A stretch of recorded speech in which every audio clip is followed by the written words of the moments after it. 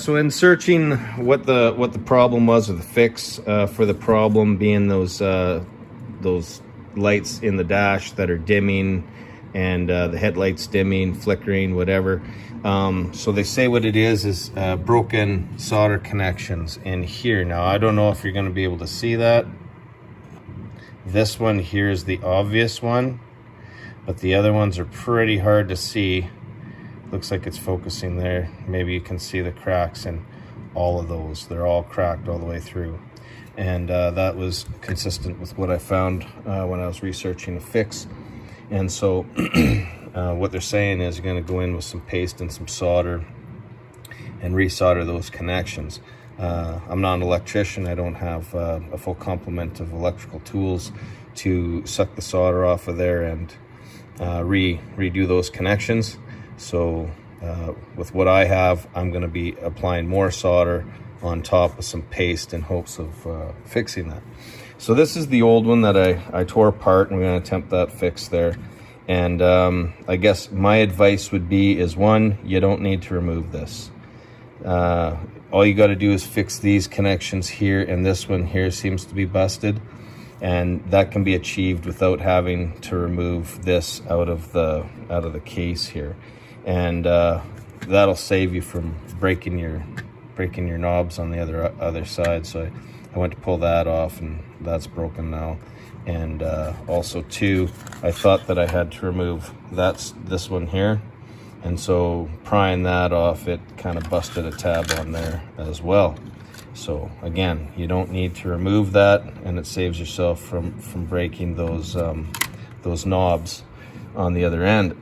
Another problem is, for me, is I really don't like the Phillips screws. But I like to switch everything over to Robertson. And so what I did was I just got myself a drill bit, and I just re-drilled all these holes down. And that was a 7/64, and this is a number 6 screw. And then I just worked it in with the screwdriver to form those threads, worked it in and out, and then now I can reinstall my board, my connector on inside of here.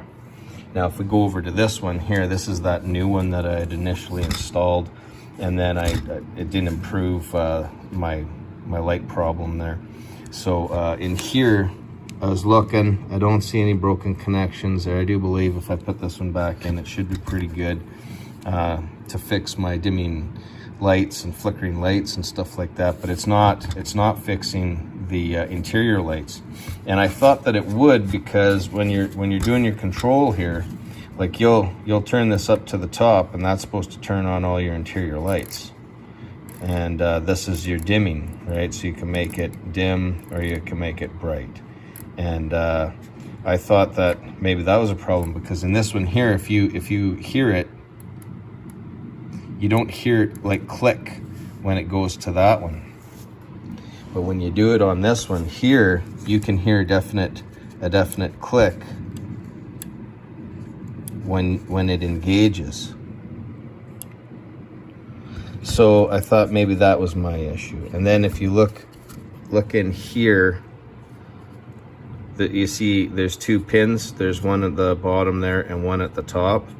And then you flip it over, and those 2 pins, I think this is the one, and this may be the other one.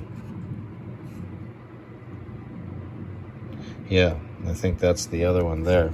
And so again, I'm looking at the solder connection, but on those 2, it doesn't look like there's anything broken there. So I don't think that the switch is going to be our problem for those interior lights. We're still trying to run that problem down.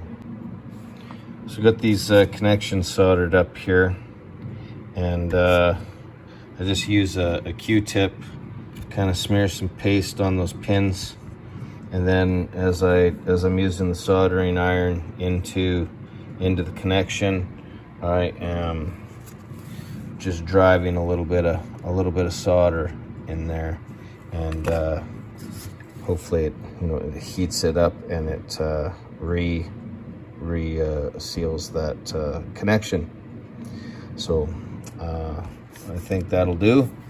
And then so the last thing here is just to put in our cover here.